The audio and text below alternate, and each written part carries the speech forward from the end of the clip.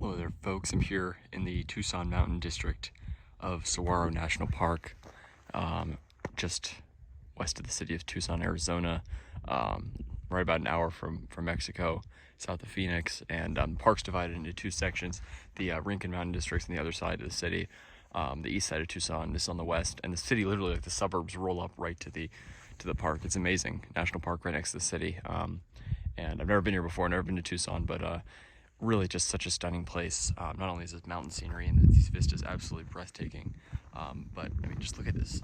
But of course, the park, the namesake of the park, the saguaro cactus, is the largest in the United States, and I believe the second largest in the world.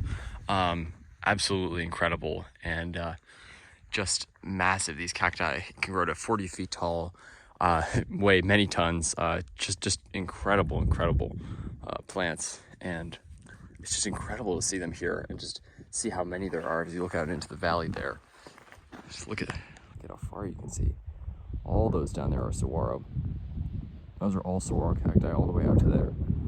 Incredible how far they stretch. And they're native to, when people usually are, if you think of like people asked to draw a cactus, usually what they draw is the characteristic saguaro, because it's like this emblematic cactus of the Southwest. But in fact, it's only native to a relatively small area of the Southwest, like the southern third of Arizona, roughly, a large part of Sonora, the Mexican state of Sonora, and then a tiny bit into California in some separate areas. But yeah, mostly here in Arizona in the United States.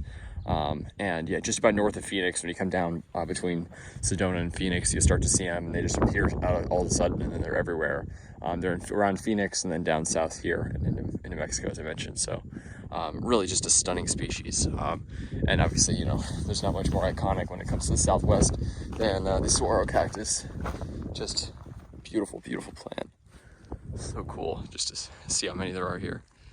Really gorgeous. Stunning. So yeah, this is Saguaro National Park. Highly recommend it. Arizona's national parks are amazing. Petrified Forest National Park preserves, this giant collection of petrified wood. Obviously, the Grand Canyon is just, the most famous national park, perhaps in the country, and it's absolutely stunning. Been there before, but this park is incredible. Saguaro, just a gorgeous place, and just amazing. It's almost like a forest out here in the desert, like a very thin forest with all these saguaro here. It's really, there's not too many desert ecosystems where you have such tall plants like the saguaro dotting such a big landscape, and just so cool to see. And as I mentioned, they stretch all the way to the west to California, and they intermingle a couple places with the California fan palm. I think at least one place where they sort of come together. So it's an interesting, the ecosystem. But obviously, the saguaro is characteristic of the Sonoran Desert. That's where it lives, the most diverse desert in North America, and just such a stunning place. The amount of cacti here are amazing. Not just saguaro, of course. You got prickly pear here, cholla, so many species of cholla. These are the ocotillo, which are very famous, characteristic southwestern plants as well. And you can see one here. What's interesting about them is they're like what are called drought deciduous plants.